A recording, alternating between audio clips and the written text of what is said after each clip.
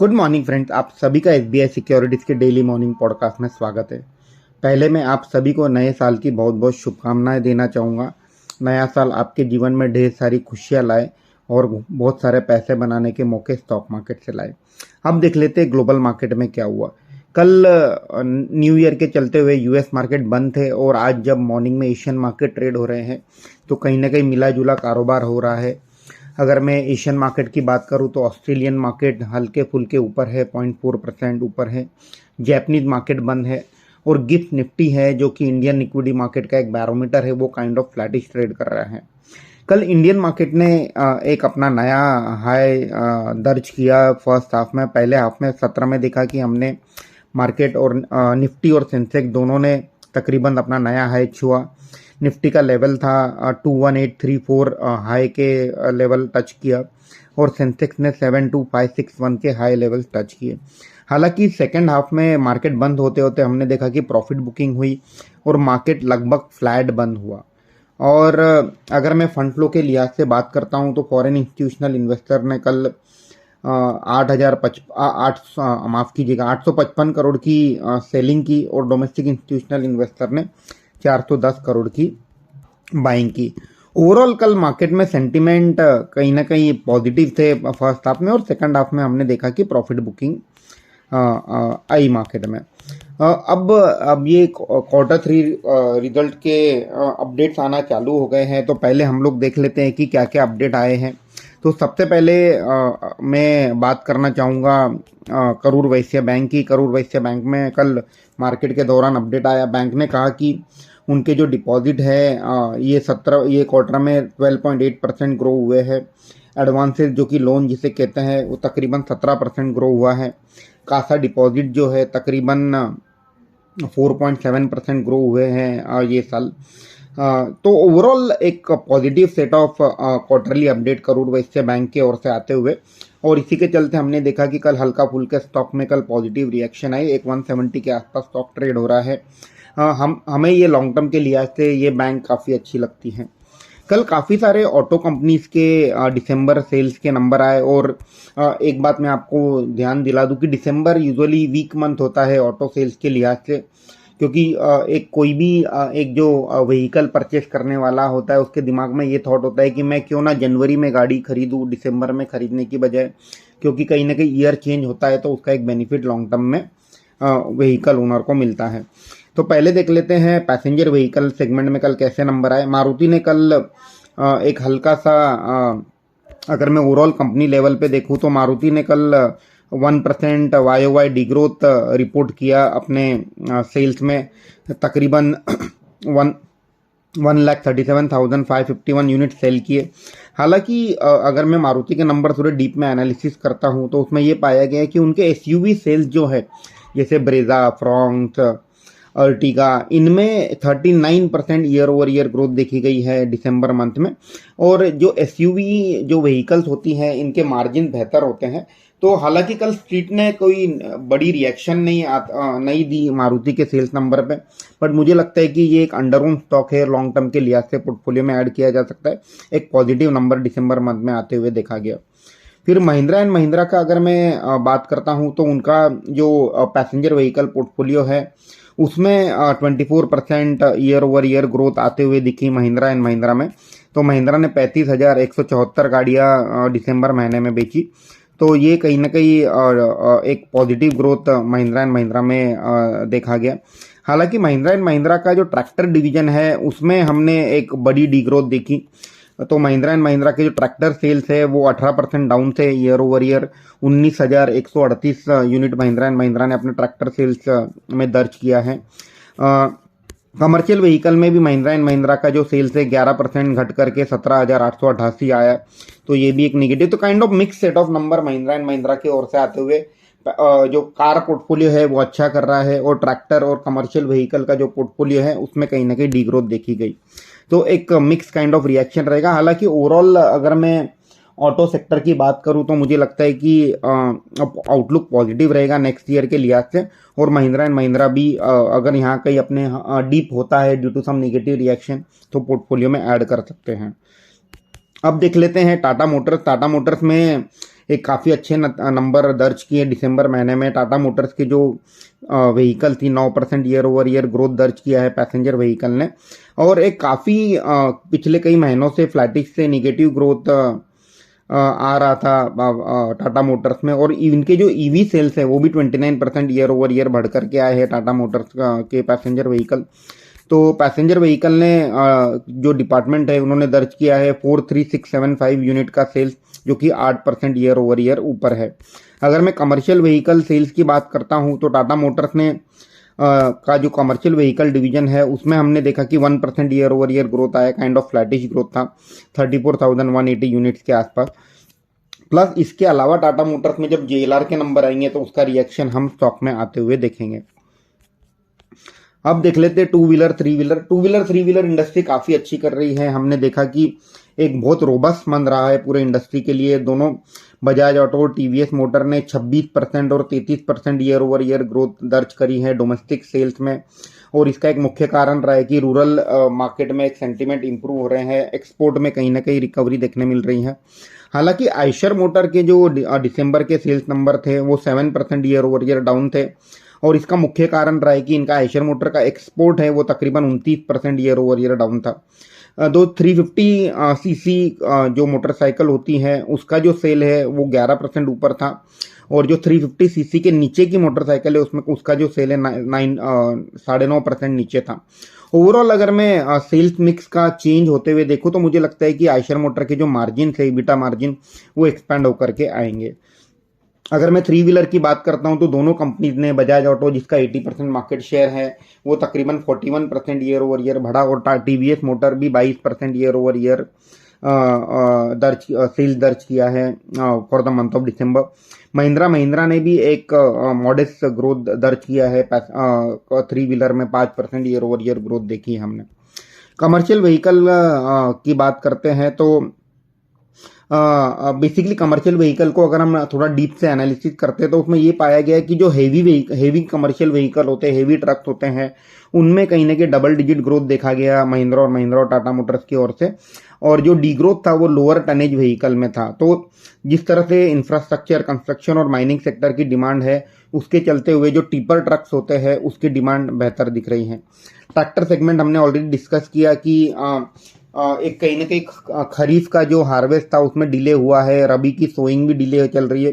उसके चलते महिंद्रा और एस्कॉर्ट के जो ऑटो सेल्स नंबर थे, ट्रैक्टर सेल्स नंबर, उसमें कहीं ना कहीं डीग्रोथ देखा गया। महिंद्रा ने 17% डीग्रोथ नोट किया है डोमेस्टिक सेल्स में, और एस्कॉर्ट ने 30% सेल्स दर्ज किया है एक्सपोर्ट डीग्रोथ में। और एक छोटी कंपनी है वीएसटी टीलर, उसमें भी हमने देखा कि जो जो ट्रैक्टर सेल्स है वो तकरीबन 47% गिर करके 2434 यूनिट्स आए हैं। अगर मैं अतुल ऑटो की बात करता हूं जो कि एक छोटी कंपनी है, उसमें हमने देखा कि मंथ ऑन मंथ 10% ग्रोथ आया है और 16% ईयर ओवर ईयर ग्रोथ देखा गया है सेल्स नंबर में। तो एक कहीं ना कहीं एक पॉजिटिव रिएक्शन हम अतुल ऑटो में देख सकते हैं। जो आज जो बाकी की जो बची हुई कंपनीज है जैसे hero MotoCorp, force Motors, Ashok Leyland, इनके मंथली सेल्स नंबर आएंगे। अगर मुझे आज ओवरऑल ऑटो सेल्स नंबर को समराइज करना होगा तो टू व्हीलर और थ्री व्हीलर यहाँ काफ़ी अच्छे नंबर आ रहे हैं। तो बजाज ऑटो, टीवीएस मोटर में एक पॉजिटिव रिएक्शन हम आते हुए देख सकते हैं स्टॉक मार्केट में, अगर मैं 1 से 2 महीने का व्यू लेता हूँ। पैसेंजर व्हीकल साइड में भी डिसेंट नंबर आ रहे हैं। मुझे लगता है कि मारुति का हालांकि ब्रॉड लाइन नंबर निगेटिव दिख रहा है, बट अगर कोई डीप डाइव करेगा तो जिस तरह से एसयूवी का सेल्स बढ़ रहा है तो मारुति के मार्जिन भी एक्सपेंड होते हुए दिखेंगे। एंट्री लेवल व्हीकल के सेल्स में डिग्रोथ आ रही है, हालांकि जो महंगी गाड़ियां है उसके सेल्स बढ़ रहे हैं। तो मारुति भी एक अच्छा मौका है पोर्टफोलियो में ऐड करने का। तो अगर मुझे सीरीज वाइज अगर मैं बताऊंगा तो मेरा प्रायोरिटी रहेगा Bajaj auto, TVS motor, Maruti और अतुल ऑटो। अब देख लेते हैं और किसका क्वार्टरली अपडेट आया है। तो कल एक जो पाइप कंपनी है जेटीएल इंडस्ट्रीज, उसका अपडेट आया। उन्होंने कहा है कि उनका जो Q3 का जो सेल्स वॉल्यूम है तकरीबन 76% ईयर ओवर ईयर बढ़ करके 1 लाख टन हो गया है। और जो वैल्यू एडेड प्रोडक्ट है उसका जो शेयर है जो कि हाई मार्जिन प्रोडक्ट होता है वो ग्रेजुअली बढ़ रहा है कंपनी के इसमें। ओवरऑल अगर 9 मंथ के सेल्स की बात करता हूँ जेटीएल इंडस्ट्रीज की, तो उनका सेल 62% ईयर ओवर ईयर बढ़ करके 2,59,000 टन आया है। FY23 का जो फुल ईयर सेल्स वॉल्यूम है वो ऑलरेडी उन्होंने क्रॉस कर लिया है। एपीएल अपोलो की बात करते हैं तो इनका कहीं ना कहीं एक वीक सेल्स नंबर आया है थर्ड क्वार्टर के लिए। इन्होंने कहा है कि इनका जो थर्ड क्वार्टर में जो वॉल्यूम था वो ईयर ओवर ईयर फ्लैट रहा है और 11% क्वार्टर ऑन क्वार्टर डिक्लाइन होकर के तकरीबन 6 लाख मेट्रिक टन के आसपास आया।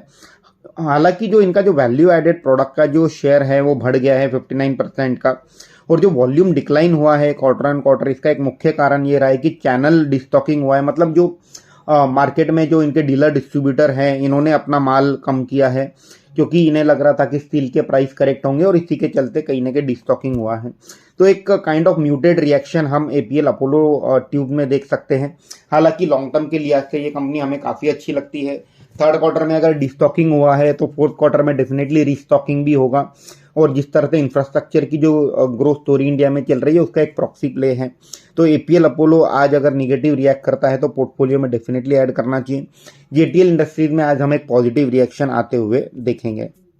इसके अलावा जेंसॉल इंजीनियरिंग, इनका जो बोर्ड है, इन्होंने 300 करोड़ का फंड रेज अप्रूव किया है क्यूआईपी के जरिए। एसजेवीएन को डिपैम जो डिपार्टमेंट ऑफ इन्वेस्टमेंट और पब्लिक एसेट मैनेजमेंट है, इन्हें परमिशन मिली है कि ये 4 एक जॉइंट वेंचर सेटअप कर सकते हैं मिनिस्ट्री ऑफ पावर के साथ। कोल इंडिया का मंथली सेल्स नंबर आया कल। कोल इंडिया ने का जो प्रोडक्शन था वो तकरीबन 8% ईयर ओवर ईयर बढ़ करके आया है 71.9 million ton for the month of December. और अगर पूरे साल की बात करें, अप्रैल से दिसंबर 9 महीने की बात करें, तो इसमें इनका जो सेल्स है 11% ईयर ओवर ईयर बढ़ करके 532 मिलियन टन आया है। तो ये कहीं ना कहीं एक पॉजिटिव है कोल इंडिया के लिहाज से, और इसी के चलते हम देख रहे हैं कि कोल इंडिया ऑलरेडी काफ़ी मल्टी ईयर हाई पे ट्रेड कर रहा है। बीएचईएल भेल में कल एक क्लैरिटी दी मार्केट आवर्स के बाद की। कल जो मॉर्निंग में न्यूज़ आई थी कि इन्हें 19,400 करोड़ का ऑर्डर मिला है एनएलसी इंडिया के ओर से, तो भेल ने ये न्यूज़ को खारिज किया है और कहा है कि ये ऑर्डर हमें मिला ही नहीं है। एक निगेटिव रिएक्शन हम आज भेल में आते हुए देख सकते हैं। एफएमसीजी कंपनीज को सबको जीएसटी नोटिस आ रही है, whether is Nestle, whether HUL, तो ठीक है, ये नोटिस सभी कंपनीज को मिल रही है और मुझे लगता है कि सब कंपनी ये जितनी भी नोटिस आ रही हैं इसे चैलेंज करेगी कोर्ट में और इसका कोई ज़्यादा इम्पैक्ट नहीं आएगा। अल्ट्राटेक सीमेंट ने कल अपने सेल्स वॉल्यूम दर्ज किए और ये कहा कि इनका जो सेल्स वॉल्यूम है 2% क्वार्टर ऑन क्वार्टर बढ़ा है 26 मिलियन टन और 5% ईयर ओवर ईयर बढ़ करके आया है। और तो एक muted kind of sales volume growth UltraTech cement ने कल दर्ज किया है, और इसका एक मुख्य कारण ये कहा है कि फेस्टिवल सीजन था तो उसके चलते हुए जो लेबर की जो अवेलेबिलिटी है उसका इम्पैक्ट देखने मिला, इलेक्शन का इम्पैक्ट देखने मिला। इलेक्शन के चलते कहीं ना कहीं कंस्ट्रक्शन एक्टिविटी कम हुई और जो अनसिग्नल रेन सदर्न मार्केट में उसका इम्पैक्ट देखने मिला। इसका एक हल्का फुल्का मार्जिनली निगेटिव रिएक्शन हम आज एक पूरे सीमेंट सेक्टर में हम देख सकते हैं।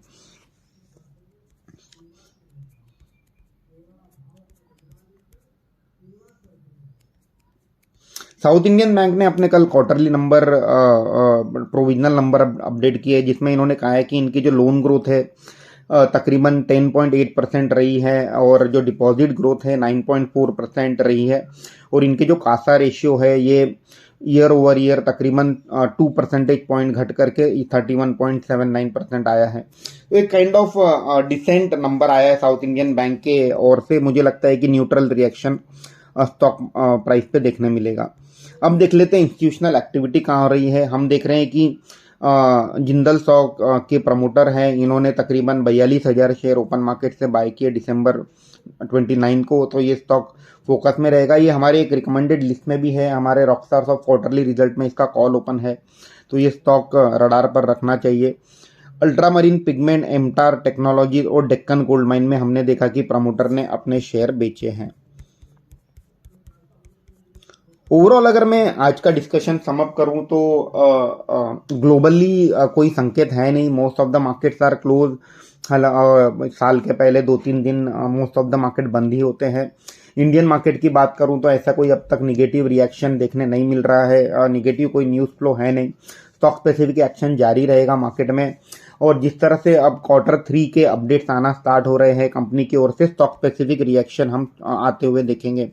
ऑटो सेल्स नंबर का रिएक्शन डेफिनेटली मार्केट में आते। और ऑटो के पर्टेनिंग और एक कल डेवलपमेंट हुई जिसमें गवर्नमेंट ने कहा है कि जो PLI स्कीम है उसका जो बेनिफिट है 1 साल के लिए एक्सटेंड कर दिया गया है। तो कहीं ना कहीं एक पॉजिटिव है ऑटो सेक्टर के लिहाज से। तो मुझे लगता है कि ऑटो सेक्टर जो है इसमें कहीं ना कहीं एक स्टॉक स्पेसिफिक एक्शन हम आते हुए देखेंगे। Specially Bajaj auto, TVS motor, Atul auto में जहां काफ़ी अच्छे नंबर आए हैं दिसंबर के लिए। मारुति में एक kind of buy on dip strategy होनी चाहिए। एट द सेम टाइम अगर कोई दिग्गज ऑटो कंपनी है जैसे महिंद्रा एंड महिंद्रा, उसमें जिस तरह से मिक्स काइंड ऑफ नंबर आए, उसमें भी अगर स्टॉक में रिएक्शन आते हैं तो बाय ऑन डिप स्ट्रेटेजी होनी चाहिए। आज अशोक लेलैंड, हीरो मोटोकॉर्प और जो बाकी की बची हुई कंपनी है जैसे फोर्स मोटर, उनके ऑटो सेल्स नंबर आएंगे और उसी के चलते हम एक स्टॉक में रिएक्शन आते देख सकते हैं। फोर्स मोटर में मेरा ये मानना है कि शायद अशोक लेलैंड और फोर्स मोटर दोनों कंपनी में एक डिसेंट सेट ऑफ नंबर आते हुए देख सकते हैं। अशोक लेलैंड काइंड ऑफ एक अंडर परफॉर्मर भी रहा है और एक ये हमारे रडार पर हो सकता है। ओवरऑल मार्केट की अगर टेक्सचर की बात करें तो कोई डरने वाली बात है नहीं। बाय ऑन डिप का मार्केट है।